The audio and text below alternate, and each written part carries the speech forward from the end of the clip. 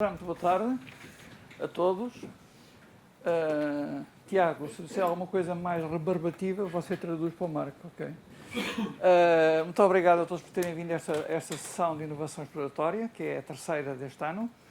Nós já tínhamos ameaçado, entre aspas, que teríamos aqui uma sobre computação quântica. Isto começou com uma brincadeira, entre aspas, séria, mas é um tema que é muito sério e que interessa aos Correios abordar.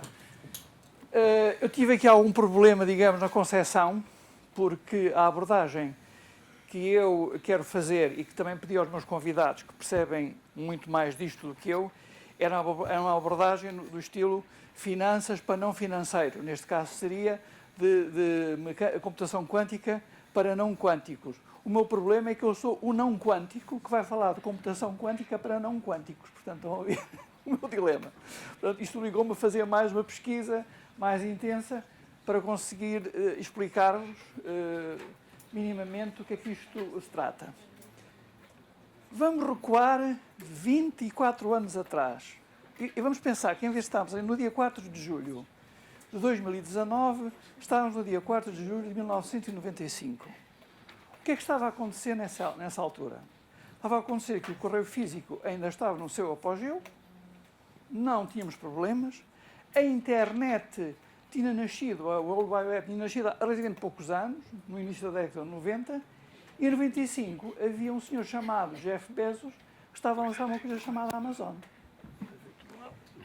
Reparem a situação que estava a acontecer nesse momento e agora aquela que vamos descrever agora neste dia de 4 de junho de 2019. Provavelmente, se eu estivesse a ter uma sessão destas neste momento, em 1995, ninguém acreditaria que o comércio eletrónico era uma coisa que ia ter a explosão que ia ter. Ou seja, estava a haver uma mudança de paradigma no negócio dos correios. E o que está a acontecer neste momento é uma mudança de paradigma na computação que pode vir também a afetar, no bom sentido, se for aproveitado, o negócio dos correios e das organizações. Porque nós neste momento temos uma quantidade de dados, uma necessidade de os tratar, uma complexidade nos algoritmos que os abordam e uma exigência por parte do utilizador que não tem paralelo no passado. Isso significa que nós temos de ter cada vez a capacidade de podermos endereçar estes problemas muito eficaz e eficientemente, em tempo real e de uma forma que agrade a todos, os utilizadores sobretudo. Então, vamos recuar um bocadinho, porque isto há uma história que nos leva ao momento presente. Basicamente, digamos, o salto que a computação, ou os modos de computação deram, tiveram o seu ponto de partida a partir da Segunda Guerra Mundial. Já viram com certeza várias vezes no canal História aquela máquina de Turing que permitia decifrar, que acabou por permitir decifrar a máquina com que os alemães codificavam as mensagens em Bletchley Park, em Londres, e depois mais tarde apareceu depois o primeiro computador a válvulas, que era o ENIAC, e portanto apareceu também o transistor, e tudo isso foi, digamos, o ponto de partida para que nós tivéssemos diversos tipos de computadores. Nós temos computadores para todos os tipos de propósitos, de fins. Podemos ter digitais, analógicos, híbridos, genéricos, específicos, para fins científicos, para fins comerciais. Podemos ter microcomputadores, minicomputadores, mainframes, supercomputadores. Por exemplo, quando eu consigo transformar a pulsação num hospital do doente numa informação que é visível num ecrã, isto é também um computador. Ou seja, estou a fazer aqui uma transdução, chama-se isto uma transdução. Há um transdutor que transforma o sinal analógico, se quisermos, num sinal eletrónico. E todos estes computadores, portanto, têm vindo a evoluir. Porquê? Porque cada vez eu tenho mais dados, cada vez tenho mais necessidade de os tratar de uma forma eficaz. Então nós começamos a ter mainframes e supercomputadores. Os mainframes que ainda existem, temos aqui dois exemplos da IBM, por acaso, são habitualmente computadores de grande porte, são dispendiosos, podem suportar centenas ou milhares de utilizadores simultâneos e executam em simultâneo várias aplicações ou programas. Os mainframes são ainda de um porte muitíssimo maior, são ainda muitíssimo mais caros, mas são muito mais rápidos. E geralmente têm mais capacidade, ou muito mais capacidade de cálculo, mas concentram-se num número determinado de aplicações. Eu posso ter, por exemplo, supercomputadores dedicados a certo tipo de aplicações. Por exemplo, se eu quiser ter um supercomputador, aliás, há pouco tempo o Japão comprou a Cray, um supercomputador por causa da previsão de fazer previsões meteorológicas mais acertadas, mais assertivas.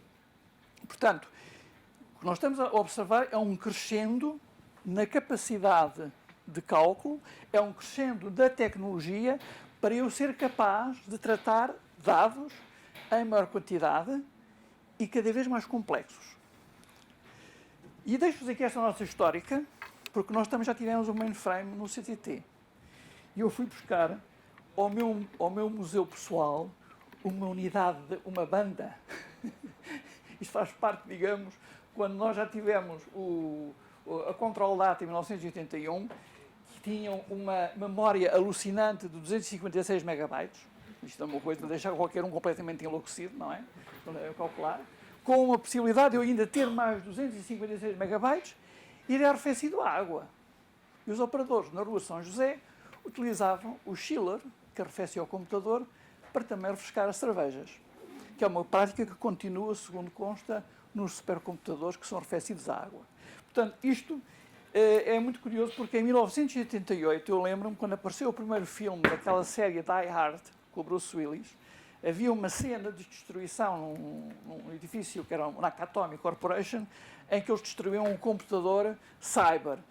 Depois a Control Data acaba por desaparecer mais ou menos no início da década de 90 e, portanto, e ficou para a história. Mas isto para vos dizer que os Correios já tiveram mainframes. Aliás, esta é uma banda que tem aqui uma sigla ainda, IC2087, significa Informática de Correios. Isto é de uma época em que ainda havia Correios e Telecomunicações de Portugal. Antes disso ainda, para quem se lembra, era a programação com cartões perfurados. Era assim que se introduziam as disquetes do passado, eram cartõezinhos que se escreviam numa máquina e que depois eram lidos pelo computador. Portanto, eu quando introduzia no técnico um programa para ser corrido, eu levava uma caixa deste tamanho com estes cartões, cada um tinha uma linha de comando e havia aqui uns buraquinhos que depois a máquina lia e interpretava. Portanto, estamos a ver o salto que estamos a dar e, portanto, cada vez nós vamos ter necessidade de construir mais computadores.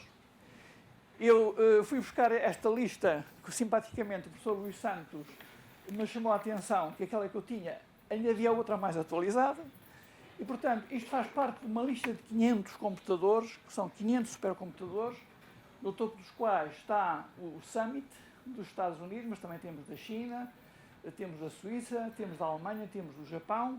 Eu acho que o mais fraquinho de todos tem apenas 1 teraflop, ou seja o que for. A capacidade máxima em termos deste sistema são de 148.600 teraflops. 1 teraflop é 1 trilhão de operações por segundo. Ok?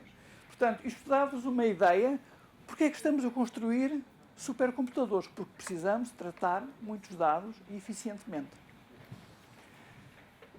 E vocês podem aqui ver uma sequência, todos eles são assim uns monstrinhos simpáticos, não é? Que geralmente ocupam muito espaço e que são bastante, digamos, vorazes em termos de energia. Por exemplo, para dar um exemplo, o Summit custou 200 milhões de dólares, pesa 400 toneladas, ocupa uma área equivalente a 2 campos de ténis, tem no total 36 mil processadores, sendo 9 mil e tal processadores principais, mais 27 mil, quase 28 mil chips gráficos. É arrefecido também a água, consome 15.200 litros de água por minuto para arrefecer e necessita de uma potência elétrica que daria para alimentar 8 mil casas. Mas este não é o último, porque já vem outro a seguir. Este é o Aurora, que chamam um exascale supercomputer capaz de realizar 1 bilhão de bilhões de cálculos por segundo. Bem, porquê é que eu estou a contar esta história? Porque se isto vai evoluir desta maneira, Qualquer dia eu preciso de ter uma cidade cheia de supercomputadores. Preciso de ter, aliás, quando o computador chinês estava ainda no primeiro lugar daquela lista, no tempo do presidente Obama, foi ponderada a hipótese de construir uma central nuclear para gerir energia suficiente para alimentar um computador que ultrapassasse aquele chinês. Portanto, isto pode chegar a um ponto em que é incomportável. Então é aqui que nós temos que começar a pensar em novas formas de fazer computação. Há uma coisa que todos nós já ouvimos falar que é chamada a Lei de Moore. A Lei de Moore é um senhor que em 1965 dizia que o número de transistores no microchip duplicava no mesmo espaço, de ano para ano, ao mesmo tempo que os custos de fabrico, também de ano para ano, se reduziam para metade. Portanto, ou seja, de ano para ano o tamanho diminuía, mas a capacidade de rapidez aumentava. O problema é que esta lei, entre aspas, de Moore, começa a conhecer limitações, começa a abrandar. As coisas já não estão a ser assim. Ou seja, nós continuamos a construir supercomputadores com base na tecnologia atual, vamos bater na parede, passa a expressão, vamos chegar a um ponto em que não conseguimos ultrapassar. Porquê? Porque a lei de Moore não é uma lei. A gravidade, essa é uma lei, a lei da gravidade. A lei de Moore é uma observação e é uma previsão. Portanto, vale o que vale, como diz o outro. Em termos de capacidade computacional, dizem as fontes que eu consultei que nós estamos mais ou menos neste ponto. Ou seja, ainda temos muito para crescer. E então há outras previsões para além da lei de Moore. Há a chamada computação 3D, isto não tem nada a ver com a impressão 3D, que é, utilizando, digamos, mais ou menos as mesmas técnicas de fabrico, que é a construção de transistores numa estrutura planar, dispor os transistores numa estrutura tridimensional, que faz com que a distância entre, digamos, os elementos constituintes seja mais curta e, portanto, a informação possa viajar mais rapidamente. É um projeto da Intel, experimental, penso eu, que até agora aponta para resultados em que os chips 3D podem ser até 1000 vezes mais rápidos que os atuais. Vamos ver se isto é uma tendência que se vai manter ou se vai, digamos, esboroar-se com o tempo. Pois também há computadores com base em ADN. Eu não explorei muito isto, aliás, porque também não é o tema, só para vos dizer que houve alguém que começou a pensar. As sequências de ADN baseiam-se em 4 tipos de moléculas. T, C, A e G, salvo erro. E então houve um senhor que em 1994 decidiu fazer umas considerações matemáticas e chegou à conclusão que supostamente este tipo de estrutura ADN poderia servir para resolver alguns problemas, sobretudo no âmbito da computação paralela. Obviamente não tão rápido como a outra que vamos a seguir, mas isto também é uma via que está a ser explorada. E, finalmente, aquele que nos traz hoje aqui é a computação quântica. Uma definição, computador que, com base na mecânica quântica, realiza muito mais cálculos por unidade de tempo, por segundo, do que um computador tradicional e consumindo muito menos recursos. Eu já ficarei satisfeito, aliás, muito satisfeito, se vocês, quando saírem daqui, ficarem com uma noção mais ou menos que um computador quântico é algo que permite fazer as coisas muito mais rapidamente do que os outros e em que eu vou gastar menos recursos. Mas isto é uma coisa que vocês têm que entranhar. Isto não é intuitivo, porque, obviamente, o que está subjacente aqui atrás, aliás, na conversa que eu tive com o Marco aqui há uns meses atrás, ele próprio me dizia: nós observamos que a realidade é esta, mas nós próprios não sabemos muito bem porque é que isto é assim. Sabemos que é assim e conseguimos lidar com a realidade, e até conseguimos trabalhá-la. Mas porquê é que isto é assim? Porquê é que isto acontece? Porque realmente o que vocês vão ver a seguir é a loucura completa. Então, nesta mudança de paradigma, nós estamos a passar da mecânica clássica para a mecânica quântica. Na mecânica clássica, isto explica o movimento dos planetas, explica também o movimento de um carrinho numa montanha russa. Aliás, lembro-me no técnico que isto foi o meu exame, o meu trabalho naquela cadeira pesada que é Física 1 dos primeiros anos da universidade, era explicar o que é que acontecia ao movimento de um carrinho numa montanha russa, momentos angulares e essas trapalhadas todas. Também explica a queda de um piano em cima da cabeça de alguém, mas depois temos a questão da mecânica quântica, que se aplica a sistemas físicos de dimensões próximas ou abaixo da escala atómica. Tanto podem ser moléculas, como átomos, como eletrões, como prótons, como íons, como fotões. O professor Luís Santos chamou-me a atenção, porque eu tive o cuidado, desculpem lá, de trocar algumas pontos de vista com o professor Luís Santos, não fosse eu aqui dizer alguns disparates, que depois me obrigassem a vir aqui às segundas épocas em setembro, não é? E, portanto, ele muito simpaticamente introduziu aqui algumas precisões, ou seja, na mecânica quântica, eu tanto posso estar a trabalhar com partículas subatómicas como outras partículas que não são subatómicas. O fotão não é uma partícula subatómica. Exatamente. Portanto, mas o próton é, etc. por aí fora. Então nós estamos a passar de uma escala visível para uma escala muito pequena. Vocês lembram-se daquele filme do James Bond que era Quantum of Solace? O que é que significa este título? Quantum é uma palavra que é utilizada para descrever uma coisa que é realmente pequenina. Solace é uma palavra inglesa que significa conforto, digamos, condições de existência. Quantum of Solace, por isso é que eles não traduziram, porque é quase intraduzível, significa a quantidade mínima de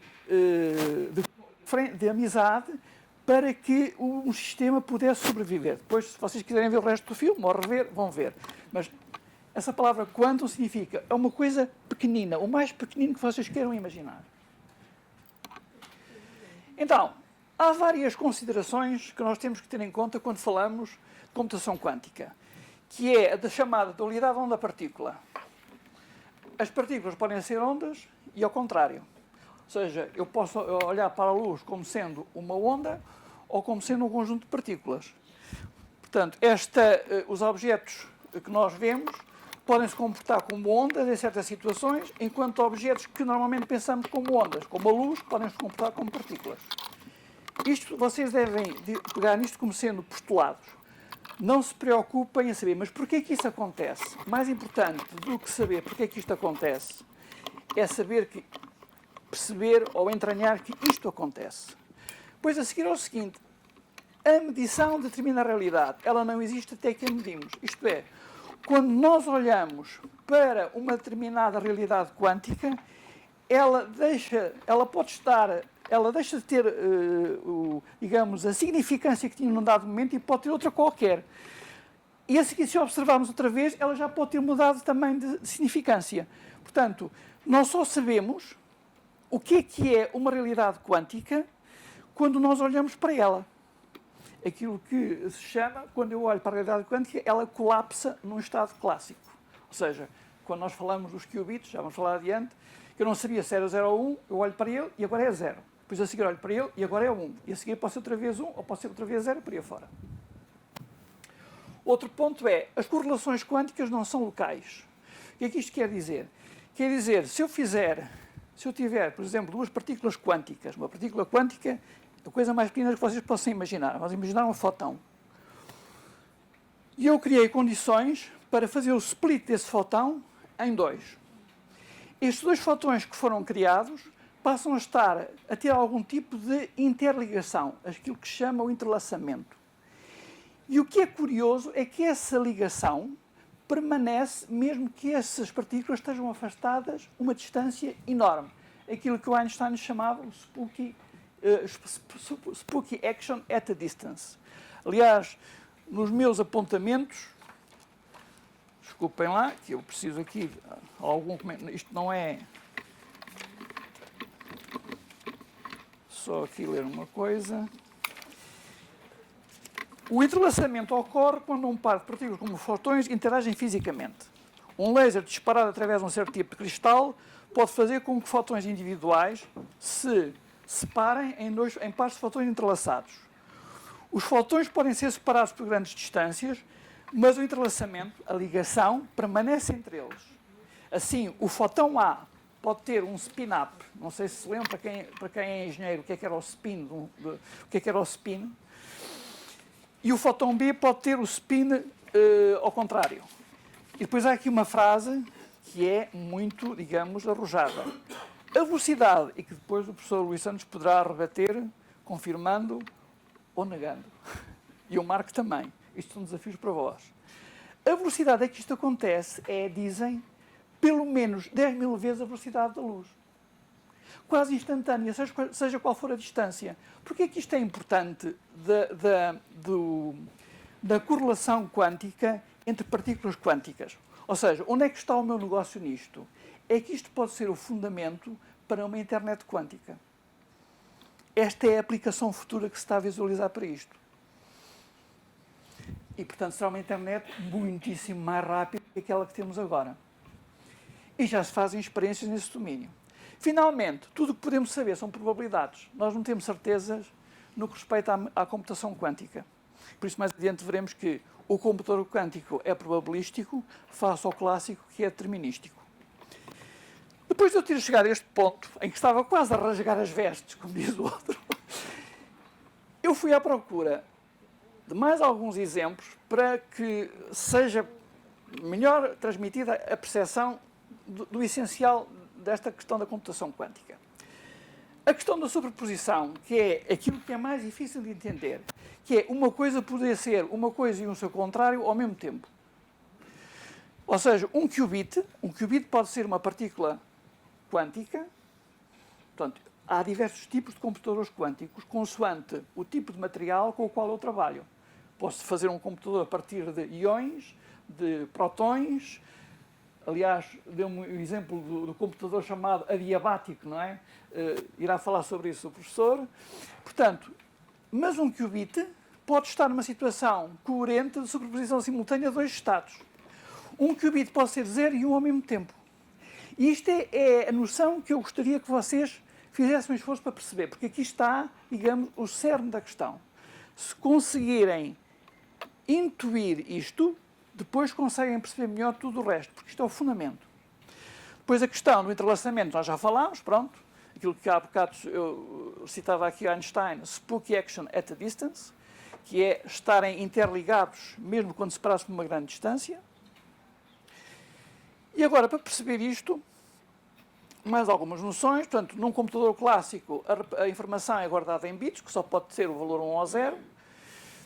Num computador quântico, os qubits podem ser vários tipos de partículas subatómicas e não só, e podem ser 1 ou só 0, ou podem também ser 0 e 1 ao mesmo tempo. Como é que isto se materializa? Nós, num computador clássico, por exemplo, podemos ter um dispositivo de memória em que eu armazeno a informação, os bits, como sendo cargas elétricas acima ou abaixo de um determinado nível.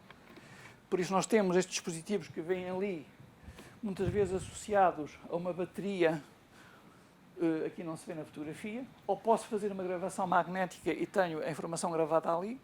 Portanto, estes são os bits. Num computador quântico, eu posso manipular as partículas quânticas e dizer assim, quando o elétron, assim, grosso modo, está a rodar num determinado sentido, ele tem o seu spin está a apontar para cima, eu digo que vale 1. Se tiver o spin a apontar para baixo, eu digo que vale 0. A mesma coisa para os fotões. Como os fotões podem ser uma onda eletromagnética sinusoidal que se propaga vertical ou horizontalmente, eu posso dizer que se houver polarização vertical, eu dou o valor 1, se houver horizontal, dou o valor 0, ou ao contrário, como quisermos. O que eu estou a dizer é o seguinte, nós podemos manipular partículas quânticas e dizer que quando elas estiverem num determinado estado vale 1, quando estiver no outro estado vale 0, sabendo que podem estar nos dois estados ao mesmo tempo. Não interessa agora, ou melhor, interessa, mas isso dava mais pano para mangas. Que a pergunta que se me põe logo a seguir é esta. Mas como é que raio, tecnicamente, eu consigo fazer isto?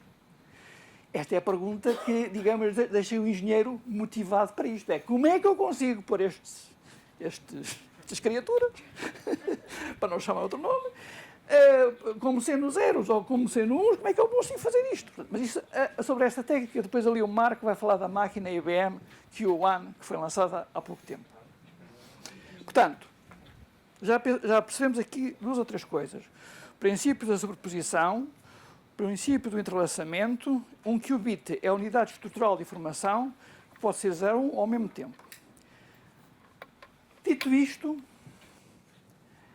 eu encontrei aqui um exemplo que me parece muito interessante para perceber o que é que realmente é esta coisa dos cálculos num computador quântico. Este exemplo encontrei-o,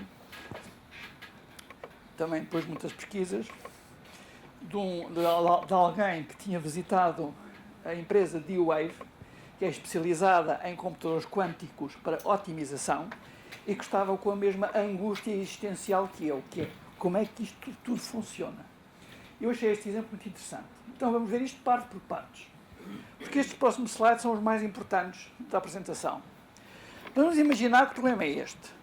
Uma agência de viagens tem de transportar um grupo de 3 pessoas, o António, a Beatriz e o Carlos, de X para Y. Porquê é que os nomes são estes? Porque é fácil, é ABC. Ok? A minha explicação. Depois nós temos apenas 2 táxis. Ok? Há neste grupo de pessoas umas que não estão com outras. Umas são amigas, outras não são. Pelo que não podemos colocar de qualquer maneira estas 3 pessoas nestes 2 táxis.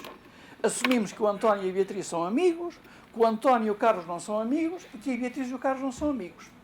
Ou seja, eu estou aqui a dizer assim, como é que eu vou meter esta maltósia toda nestes táxis para levá-los de A para B e não arranjarmos problemas entre eles? Então,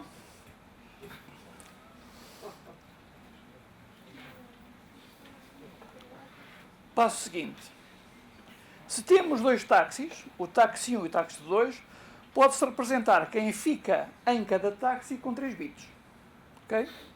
Uma vez que temos 2 escolhas possíveis para cada pessoa, temos 8 possibilidades diferentes de dividir estas pessoas pelos 2 táxis. Pretende-se determinar a configuração ótima de distribuição das pessoas, tendo em conta as amizades e inimizades. A pontuação de cada configuração calcula-se assim. A pontuação é o número de pares amigos que partilham o mesmo táxi subtraído do número de pares não amigos que partilham o mesmo táxi. Exemplo, se António, Beatriz e Carlos partilham o mesmo táxi, tendo em conta as relações de amizade do slide atrás, a pontuação desta configuração é menos 1. Para encontrar a configuração ótima, é necessário calcular a pontuação de todas as configurações possíveis. Isto é o problema clássico. O que significa que eu tenho estas combinações todas. Pronto. Agora, se eu aplicar a fórmula, o P, tenho este resultado. Ou seja, há 2 configurações que me dão resultados ótimos. Isto é a abordagem no problema de otimização num computador clássico. Agora vamos ver aqui algumas consequências. Vamos aumentar o número de pessoas. Com 3 pessoas, há 8 hipóteses possíveis. Com 4 pessoas, há 16 hipóteses. Com N pessoas é 2 levantado a N, com 100 pessoas é 2 levantado a 100, que dá aquele número. E isto, meus amigos, não se resolve no nosso tempo de vida. Isto é um problema muito simples de otimização, que eu precisava de um computador com uma enorme capacidade de cálculo, precisava de muito tempo ou das 2 coisas. Então, eu estou a ter aqui um problema de otimização que eu digo assim, estou a bater na parede, eu já não consigo resolver o meu problema com os meios que eu tenho. E porquê é que isto interessa aos Correios? Imaginem um problema de otimização das rotas de distribuição, em que eu quero mandar uma encomenda de A para B.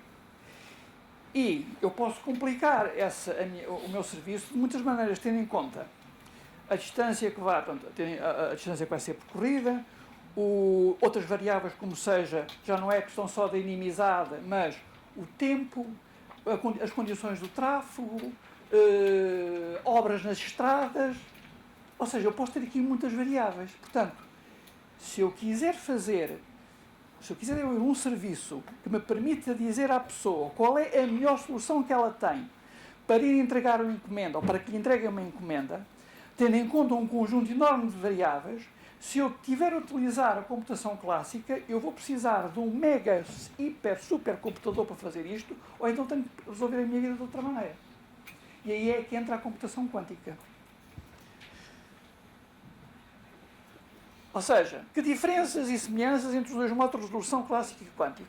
Portanto, continuamos a ter o mesmo número de configurações ou combinações possíveis, mas em vez de termos bits, temos qubits. E cada qubit pode estar em dois estados possíveis ao mesmo tempo. Significa, então, que com 3 qubits eu posso resolver este problema. Portanto, volto a repetir, na computação clássica, para dar conta das situações que podem ocorrer com A, B e C, precisamos ter 8 combinações possíveis, em cada uma é representada de cada vez. Eu tenho que fazer este cálculo sequencialmente. Quer dizer, nós podemos ter computadores que façam processamento em paralelo, já existem. Mas as coisas são sempre sequenciais. A maravilha da computação quântica, que é, com 3 qubits, consegue-se dar conta de todas as 8 combinações ao mesmo tempo. A tal questão da sobreposição. Porquê? Nós temos que pensar como se estivesse a trabalhar em universos paralelos. Um bit, na computação quântica, quando eu substituo um bit por um qubit, eu crio 2 mundos paralelos que existem ao mesmo tempo. Se eu tiver 2 qubits, tenho 4 mundos paralelos que existem ao mesmo tempo. E se eu tiver 3 qubits, tenho 8 mundos paralelos. E isto é que é a essência. Ou seja, na computação quântica, as coisas acontecem todas ao mesmo tempo. Portanto, mesmo que sejam cálculos muito complexos, como acontece instantaneamente, o tempo de computação fica reduzido. Mas nunca há bela sem senão. Vamos ver porquê. Volto a repetir. Tenho que fazer um shift mental, dizer assim, na computação clássica as coisas vêm umas atrás das outras, na computação quântica acontece tudo ao mesmo tempo, porque eu estou a trabalhar em vários universos ao mesmo tempo. Aquela questão, às vezes, de ficção científica dos universos paralelos. Os cálculos com 3 qubits equivalem a cálculos simultâneos e 8 mundos paralelos. Uma vez programado, chega em milissegundos às mesmas 2 conclusões possíveis. Mas o computador quântico não está livre de erros quando faz os seus cálculos. E que erros são estes e porquê é que eles acontecem?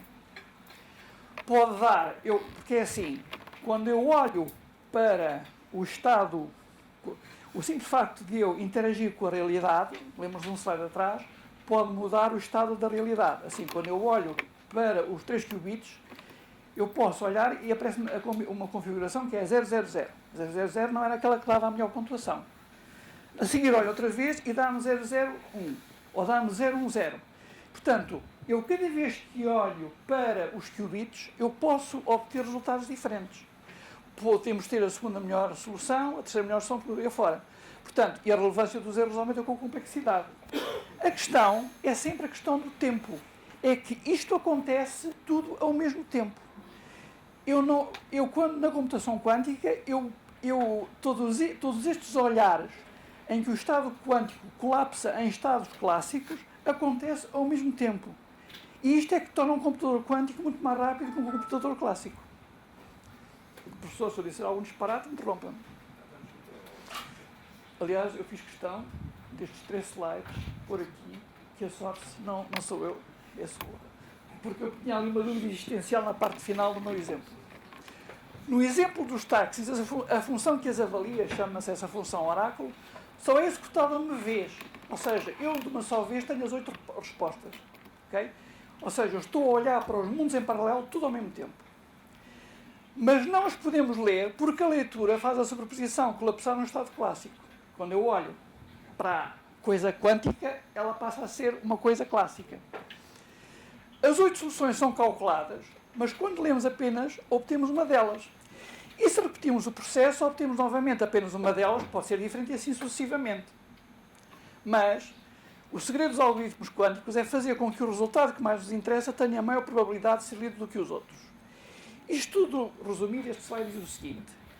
Eu faço este processo de repetição de leitura do estado clássico para o qual colapsou a coisa quântica, passa a expressão, instantaneamente. E, portanto, mesmo que eu tenha que fazer aquilo centenas ou milhares de vezes, o tempo que eu preciso é tão curto, que é quase zero comparado com o tempo que eu preciso num computador clássico.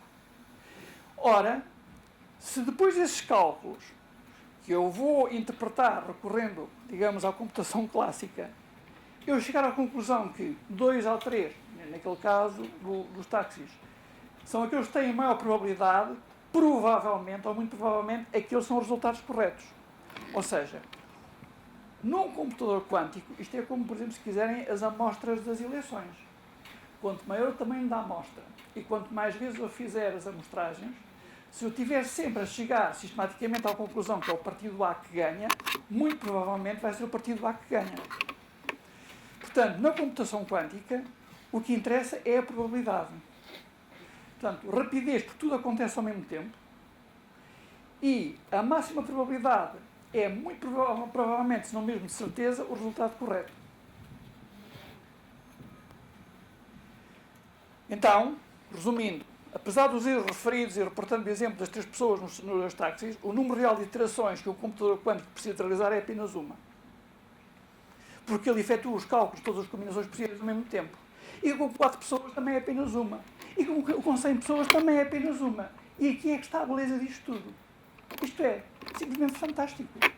Eu consigo fazer isto tudo ao mesmo tempo. E com muito menos energia. Eu não preciso ter 18.200 litros de água por minuto para arrefecer um computador quântico. Será? Não sei. Ainda precisamos? Vai explicar isso porque é uma temperatura muito baixa mesmo. Reparem, aliás, na forma, é uma coisa que eu gostaria que o professor e o Marco abordassem, a forma singular de um computador quântico. Quer dizer, eu quando penso num computador, basicamente os computadores clássicos continuam a ter CPU, base de endereços, base de dados, DMA, memória, as coisas básicas. É como um motor de combustão. Mas um computador quântico tem esta forma singular, ainda por cima depois é fechado num cilindro.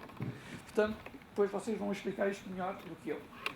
Num clássico é determinístico. Portanto, nos computadores clássicos, os bits são entidades estruturais de informação, que são discretas e, portanto, as computações ou os cálculos são repetidos e com base nos mesmos inputs conduzem sempre ao mesmo resultado. O problema é que eu aqui preciso fazer muitos cálculos. Aqui é uma única operação. Daqui é que vem a rapidez. Resumindo, agora, passando, nós temos aqui, isto é uma provocação, it's just a teaser for IBM.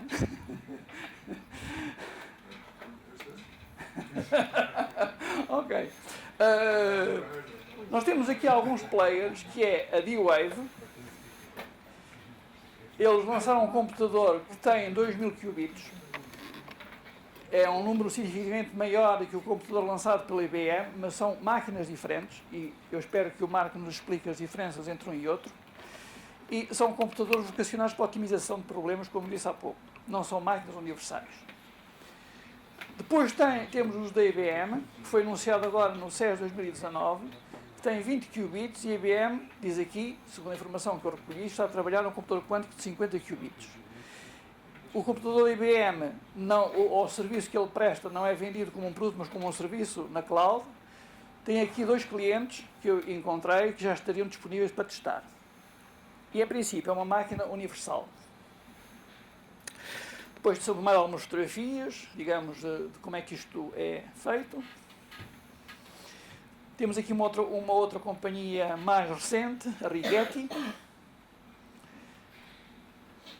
Depois temos aqui alguma oferta supostamente operacional de algumas empresas, que é o caso da Alibaba, que em março de 2018 anunciou que disponibilizavam um processador quântico com 11 bits na cloud. Muitas empresas que estão a abordar esse assunto. Se vocês repararem, e por isso eu há bocado comecei com aquela conversa, suponhamos que estamos em 1995. Reparem que esta história começa a ser contada em 1998, pelo menos. O que é que eu quero dizer com isto? Nós, CTT e não só, devemos ser proativos e não estar à espera, de repente, que o céu nos caia em cima da cabeça como um Asterix, e chegarmos à conclusão, já devíamos ter abordado esta história da computação quântica há mais tempo. Como poderíamos dizer, já devíamos ter abordado a questão do comércio eletrónico há mais tempo. Portanto, o que eu estou a tentar dizer é que a computação quântica, mesmo para aquilo que é o negócio atual dos Correios, é muito importante, porque pode-nos permitir construir soluções perfeitamente otimizadas e pode constituir uma oferta com uma enorme mais-valia. Portanto, vocês comparem, é comparar 4 de julho de 2019 com 4 de julho de 1995. Correio físico pujante, e-commerce a nascer. Neste momento, correio físico a declinar alegremente e o e-commerce a subir ainda não muito. Mas nós precisamos de mais ferramentas. Depois podemos estar várias aplicações, a questão no âmbito da saúde, logística e distribuição, já disse, o professor depois vai falar também sobre isto mais um pouco, na banca e finanças, porque, como digo, tudo o que envolva a algoritmia de grande complexidade, como a computação quântica me permite abordá-la muitíssimo mais rapidamente, eu aqui já consigo, por exemplo, no caso da saúde, acho que há não sabia, acho que há um problema no caso da saúde. É no caso da agricultura, que é a molécula de amónia, que não à procura da combinação ideal para a molécula de amónia para produzir fertilizantes mais eficazes. Como aquilo tem N combinações possíveis, num computador clássico fazer os cálculos demora séculos. Num computador quântico demora muitíssimo menos do que isso. Depois a questão da cibersegurança, obviamente que a computação quântica resolve problemas e cria outros. Quebra muito mais rapidamente as cifras usadas atualmente e também serve para criar a encriptação quântica. E vai tirar partido do entrelaçamento quântico. Porquê? Porque as comunicações quânticas encriptadas, interceptadas, manifestam logo sinais de disrupção e revelam que a mensagem já não é segura. Isto resulta outra vez do princípio que medir um sistema quântico causa a disrupção do próprio sistema. Fala-se muito da utilização, aliás, é daquelas aplicações que eu tenho ouvido mais falar da computação quântica, é para a criptografia. Isso é tão importante.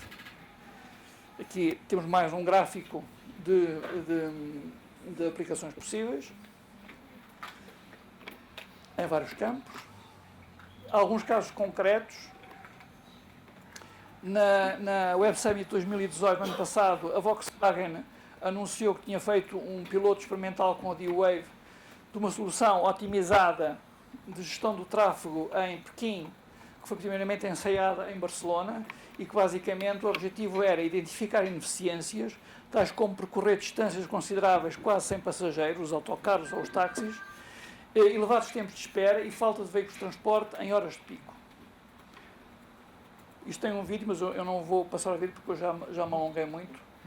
Depois temos aqui também iniciativas da IBM, que recentemente anunciou uma parceria com a África do Sul e várias universidades também desse continente, aplicado, por exemplo, à pesquisa de novos fármacos. Temos aqui um grande investimento da China, que anunciou que está a construir o maior centro de investigação quântica para acelerar o desenvolvimento de competências para decifrar comunicações encriptadas e aplicar isto, obviamente, para fins militares. É sempre, digamos, inevitavelmente, quando a tecnologia avança. E depois o primeiro teste que foi feito do satélite MICIUS, ou MICIUS, não sei como é que isto se lê, em 2016, para provar aquela questão que eu há bocado vos falei do entrelaçamento quântico. E finalmente, digamos, aquilo que vocês devem reter é isto. Mais rápido, ou tão rápido como a computação quântica, só Deus.